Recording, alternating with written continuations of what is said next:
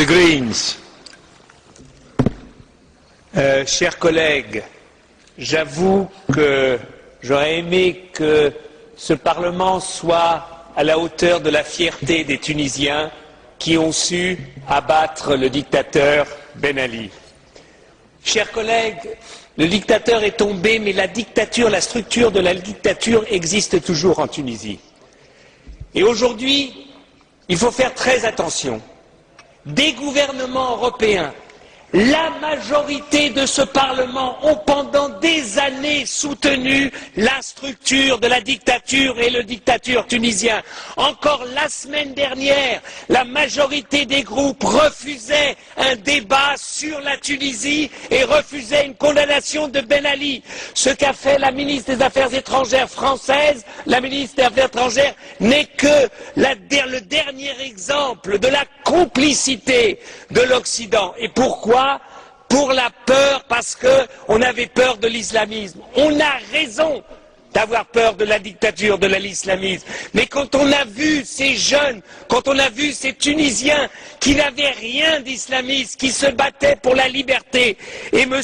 Sidi Bouzid, qui s'est immolé, c'est le Yann Palach de la Tunisie, et quand Yann Palach s'est immolé, tout ce Parlement était derrière lui. Nous ne sommes même pas capables d'être derrière Sidi Bouzid. Voilà la vérité de ce Parlement.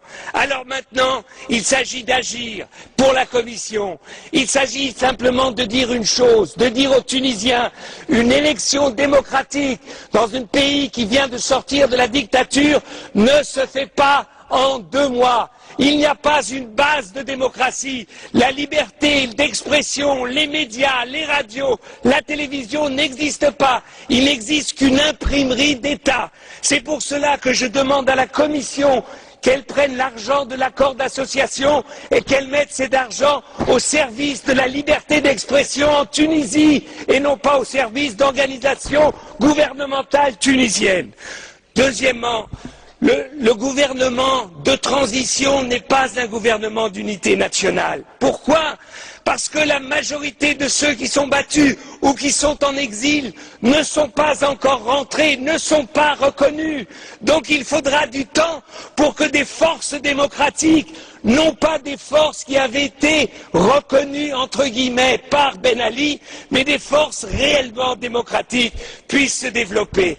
L'Union européenne doit démontrer que pour nous, ce qu'il se passe en Tunisie, c'est la clé de la compréhension et de l'espoir pour tous les pays arabes. Tous les pays arabes, tous les pays arabes, tous les pays arabes.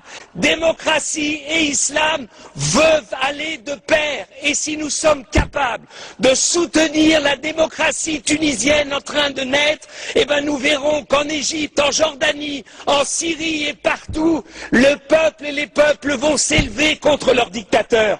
Nous avons une responsabilité, nous tous ici, parce qu'enfin, des Tunisiens, donc une partie du monde arabe, nous montre que l'espoir de liberté qu'on a vu en 89 dans les pays de l'Est, ce même espoir est aujourd'hui en train de naître dans un pays comme la Tunisie, demain en Algérie, après-demain en Égypte ou en Jordanie.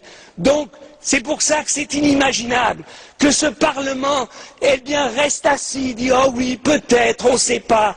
On ne savait pas en 89 ce qu'allait devenir la Pologne. On ne savait pas, avec Gorbatchev, ce qu'allait devenir la Russie. Si à chaque fois que les peuples demandent la liberté, on leur demande une assurance, qu'ils nous disent que c'est sûr que ça ira dans une direction, on ne soutiendra jamais la liberté. On ne la soutiendra jamais. Et c'est pour cela que je demande à la Commission, bougez, donnez, montrez aux Tunisiens que maintenant la réelle politique, c'est la politique de soutien à la démocratie et non plus à la structure de la dictature.